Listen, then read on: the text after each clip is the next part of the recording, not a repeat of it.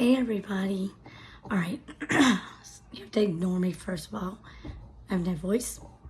I don't know if it's allergies or what's going on with my voice. But anyway, I wanted to share on here about my experience of being a breeder, dog breeder, and just give some advice.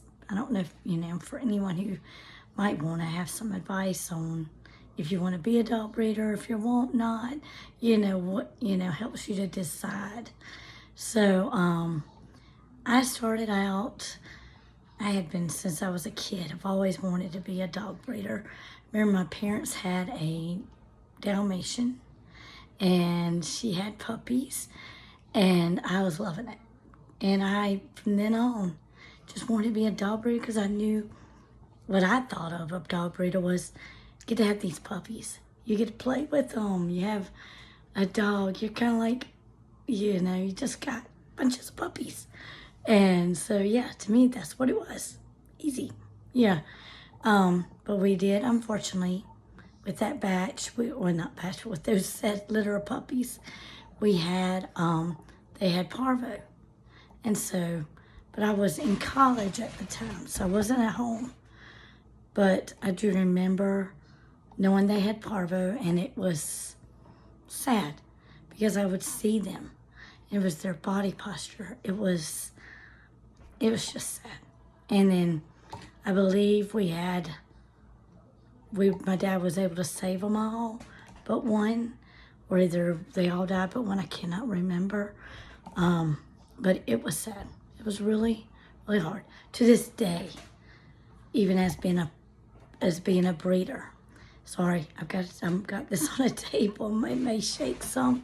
But as a child, as growing up and as a breeder, I was paranoid of parvo because of that. I ended up getting educated on it to a point it helped me to educate anyone who got a puppy from me.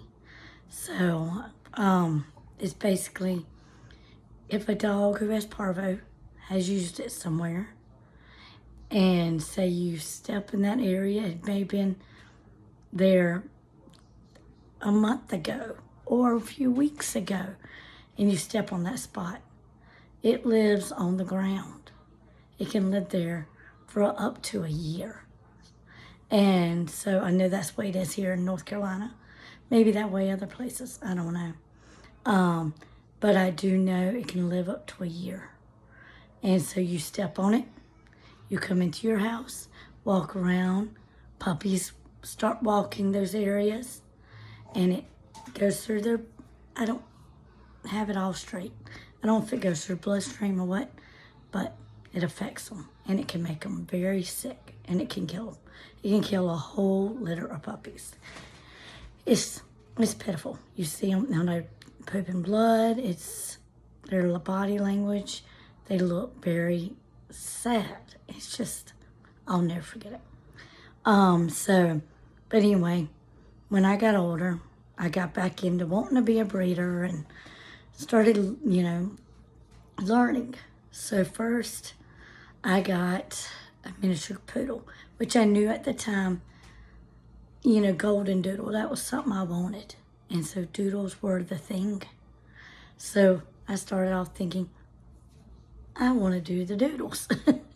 So I first of all got my miniature poodle, and I would advise doing more of a research than I did. I didn't know.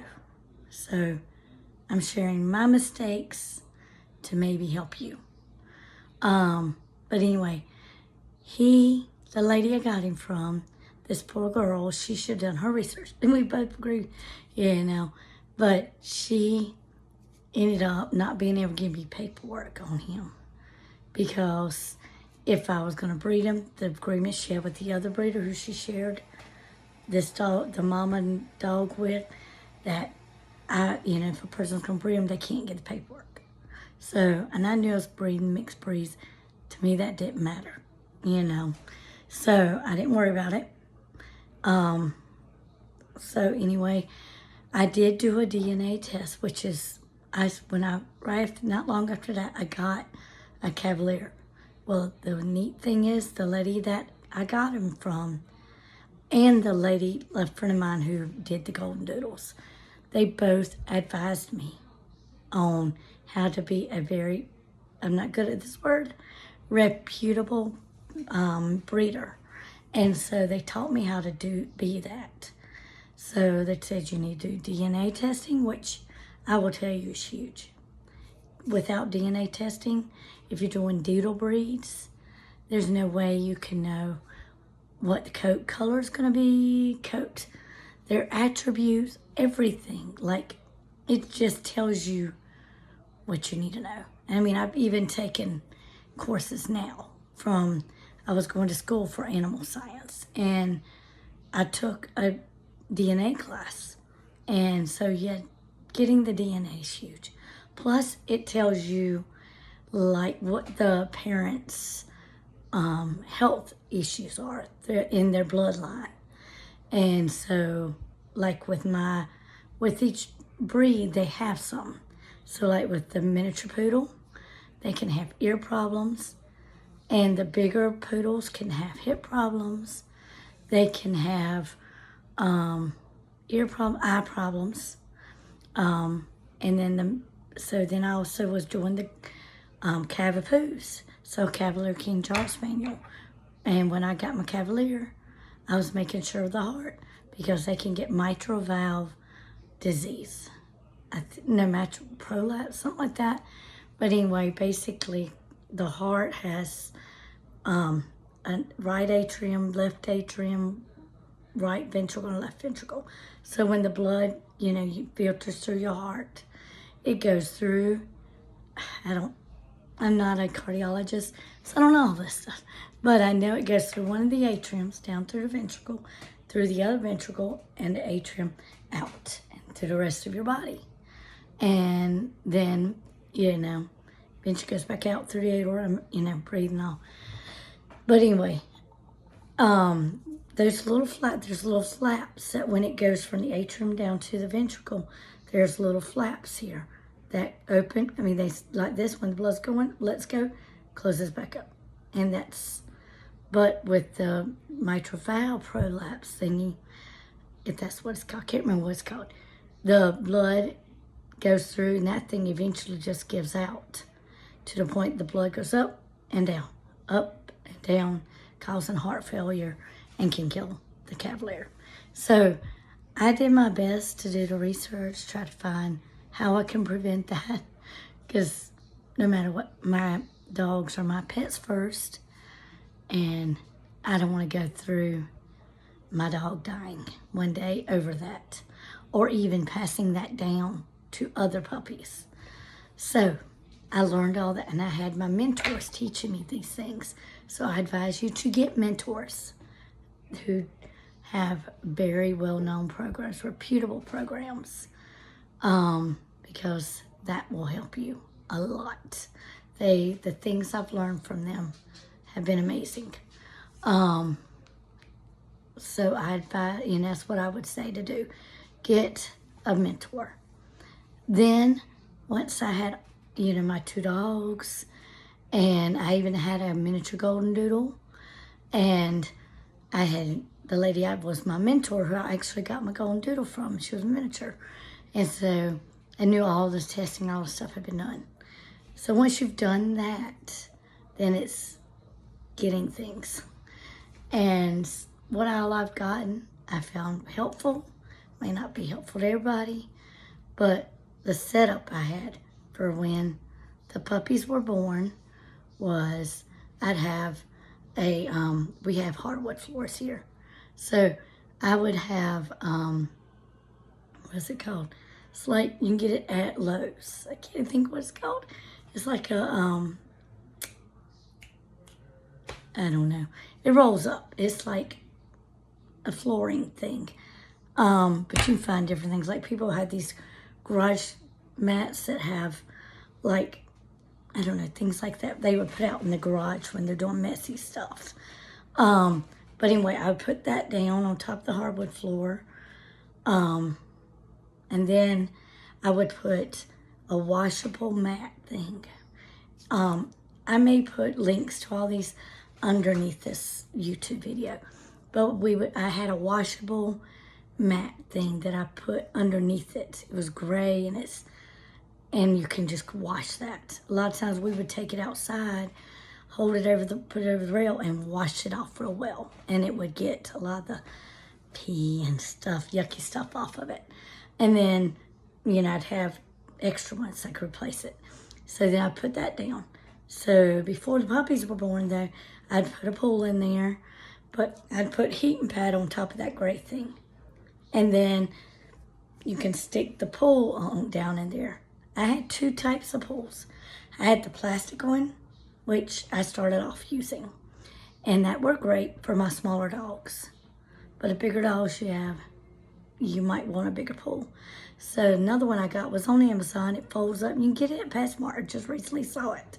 But it folds up and it has a little screw thing, whereas if it was just a swimming pool, you wanted to sit in it, or had kids get in it, that you can just unscrew it and the water flows out. So I got one of those, and that thing has been like almost multi-purpose, great for me. So I would put that in on top of I would put the heating pads on top of that gray thing, then put the pool on top. And then I had these washable mats that I would put on top, and I'm going to add that also, put that link down. But I'd have those mats, I'd put that on top, and that would be like the whelping mats. And I'd take potty pads and stick that on top.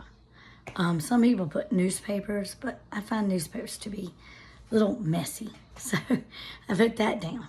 And then I would, so when she's ready to have puppies, I'll tell you next about what supplies I had for that part. So, but as far as those mat things, those whelping and the potty pads, they work great, because if you could keep the potty pads handy, you're constantly having to clean that because of all the blood and aftermath of the births. But anyway, I will share all of those things below in the links and stuff below. Now before the puppy's born, I did for my dogs, to make sure they're pregnant at I think my vet, I always went, about 30 days in, I think it was. Once they're 30 days from, you start off before, if you get your dogs breed and they lock up or they, hook up, then that day you count as day 1. And no matter if you've done it, however many times you do it, they do it. Many times they hook up is that very first time. You make that day 1 and you count 30 days. And then you take your dog. I took mine to the vet for my vet to tell me if they're pregnant or not. And then the vet will be able to tell. Then you would wait again till right before they're born. And your vet should be able to tell you all this. But right before they're born, because they won't calcification, all that stuff will not happen till right before they're born. So they won't be able to count the puppies, how many are in there, all of that. You want to know. So then when they're born, you can know if there's any trouble. I know for me, as they were being born, even if I knew the number, I could palpate her stomach, or her uterus and all that. Palpate all that and feel, and you can tell if there's more puppies in there. So that helped me to know. And they do say that if they go an hour or more between the births, you need to get them to the vet. Thankfully, I had no problems but one time. And I can talk to you about that experience. I think hearing people talk about experiences helps. I know that if I hadn't had that experience, had smooth sailing all the way through, I don't think I would have really thought as much about breeding as I do. I'm thankful for all. I've had some experiences.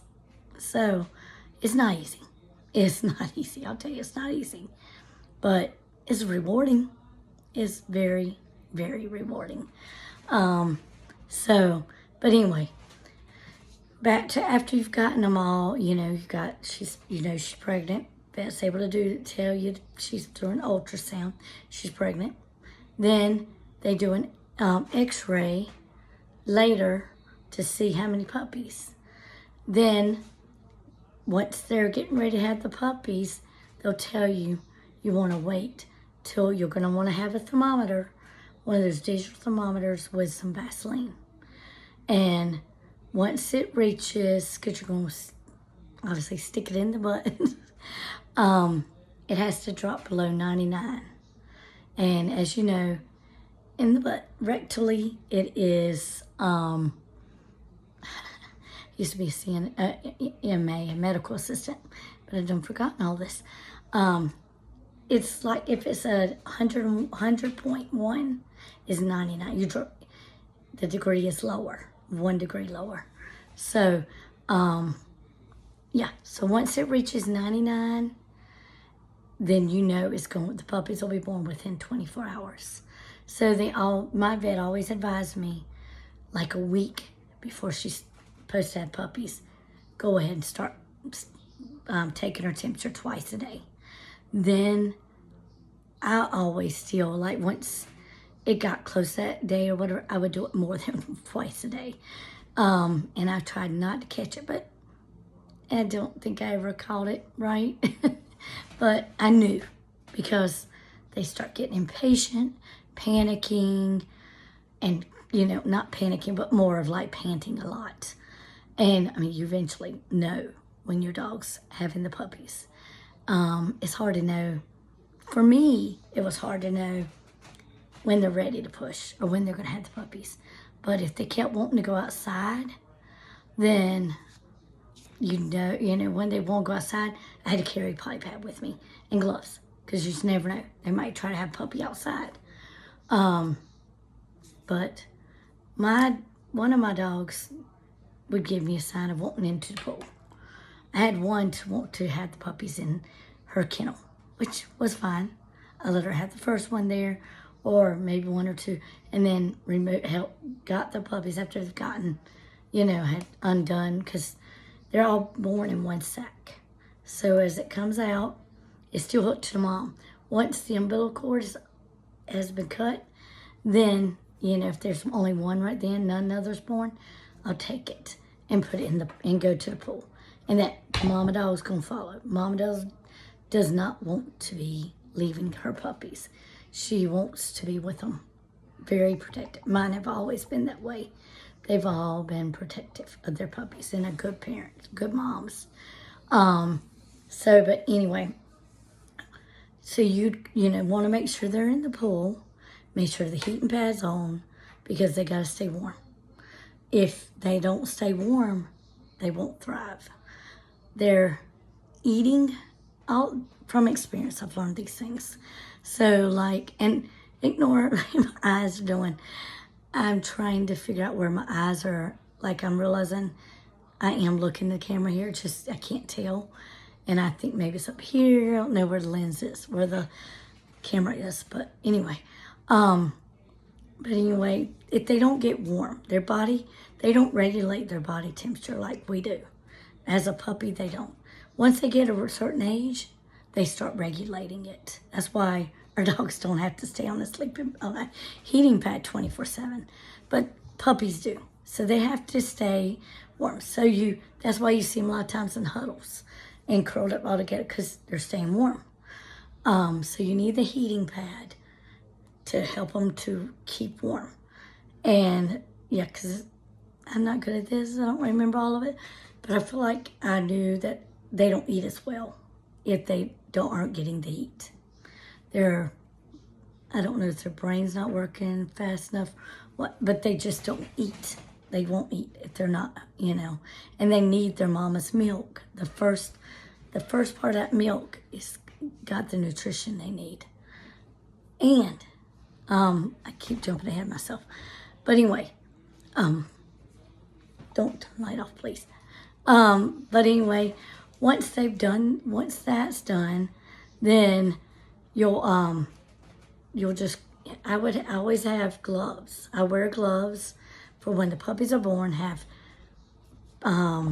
washcloths to help clean them with, a scale to weigh them on. I will have a link to when I have it. It's like a baby scale. It's big and long and it's flat. And so I've got, and you can make the measurements however you want it. Ounces, pounds and ounces, kilogram, things like that. So I had mine on pounds and ounces. And my puppies were smaller. So they were all like ounces when they were first born. But anyway, you dry them real well. I would, be born once they were loose from the mama. And I'd helped her to get the puppies out of the sack. Then after that, I dry them. Once they're loose, dry them and put a little, cut a little ribbon on it. Helps identify them. So you do different colored ones. And then I put them on a scale with like a potty pad on it and weigh them. And then put them back in there close to mom by one of the teats so they could drink. And then that's what the process I would do. And so, yes, that's all you have to have. I liked having the cord cutter thing just in case.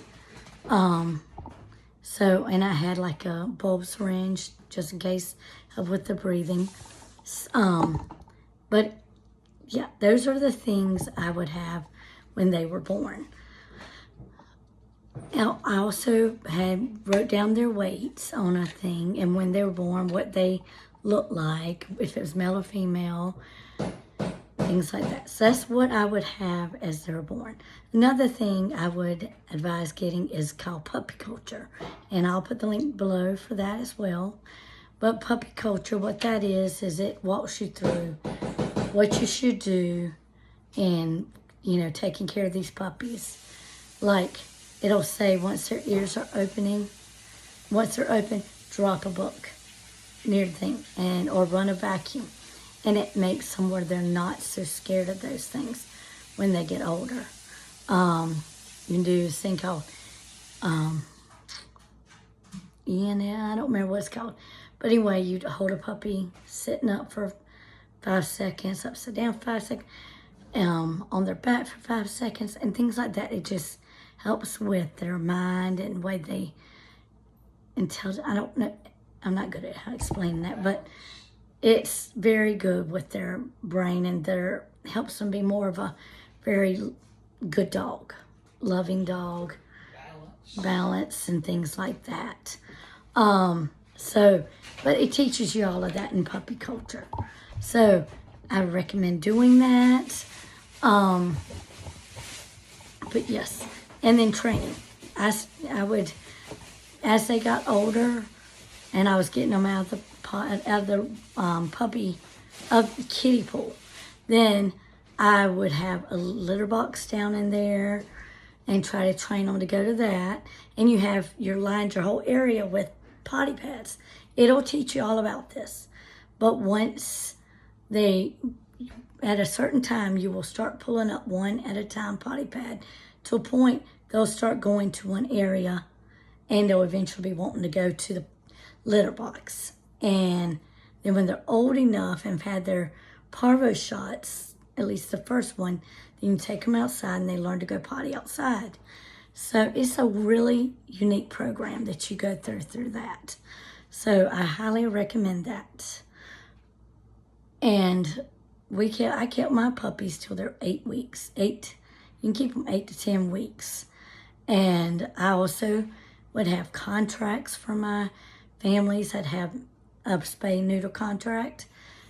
And if they wanted to breed them, they had to pay me extra. So I did DNA testing, I did training. I gave them a health guarantee. I did the spay neuter contract. So those are things that I highly recommend doing. And if you do things that way, and you're got all healthy, if you can tell them from the DNA testing, they're clear of all diseases that their breeds can get, then you can charge more because you did have to pay more the DNA testing is not cheap. So, and doing all the training that you've done and taking care of them, doing the shots, it all balances out. So that is my recommendation. And I will say from my experience being a breeder, it was fun, but it was hard. You've got daily cleanup when the puppies get a certain age, because once puppies reach their eyes open, before that, the mama dog tends to clean up after them, because that's nutritious for mom. And then once they open their eyes, they're more active, there's more mess. And not all mama dogs want to clean up after that. So you're having to clean that up. And that's not easy. I have found a way it makes it not so bad, not smell so much. I do a thing that's got probiotic and a prebiotic in it. And I will put a link under here at the bottom too about that. But I would give that to them with their food. Once they're eating, eating softened puppy food. I would put that in there and that helped. But you still got all the cleanup you'd have to do. And so that's part's not easy. There are things like when puppies were born. My dog who had the first set of puppies, she had to have a C-section because one had died on the inside. And that wasn't cheap. So then you've got that.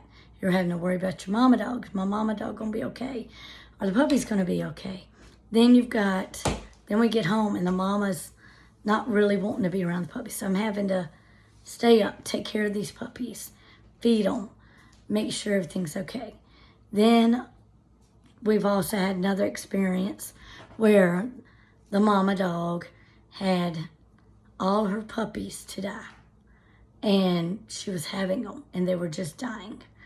And so you're dealing with the cleanup of that, helping her cope with it. My poor dog was pitiful. I mean, it's hard to see all these puppies born and each one's dead. And that's hard. So then you're getting them tested. Make sure they don't have brucellosis or something. I think that's what it's called. Because that's something that if the mom is carrying that, all the puppies, there's going to be problems. And thankfully she didn't have that. But yeah, there are things that you have to deal with. Not all puppies are going to live. And I've had some that were born that they were alive, but you could tell they didn't want that they might not live long. And so you're coming up with, I had learned a way to make a heating, I don't remember what it's called. It's like a incubator type of thing for them.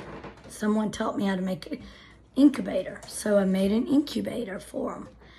And the puppy still didn't live. But it's all of that, and taking the puppy back and forth to the doctor to see if we can save this puppy. And it's not easy. The heart breaks on it, but it's also rewarding. Very rewarding when you get healthy puppies and you get to watch your mama dog be a mama. And it's just very cool. I have a Cavalier, and she was a good mama. She would always be with the puppies, taking care of them, cleaning them, just always wanting to be with them. And she was good with our other dog, our miniature golden doodle, when she'd had puppies, or when one of her puppies had gotten older and she had puppies. She was good to their puppies. She'd always play with them. She was like the grandma to all these puppies. And so those are things that are rewarding. And then, seeing the homes they're going to, where people are like writing you, telling you thank you for giving them, for letting them, thank you for these puppies, and that how much the puppies meant to them. And then also, it's nice, being able to survive, especially with me. I was single and had no other job, and so it was just so many blessings. Heartache and blessings, what I would call being a breeder.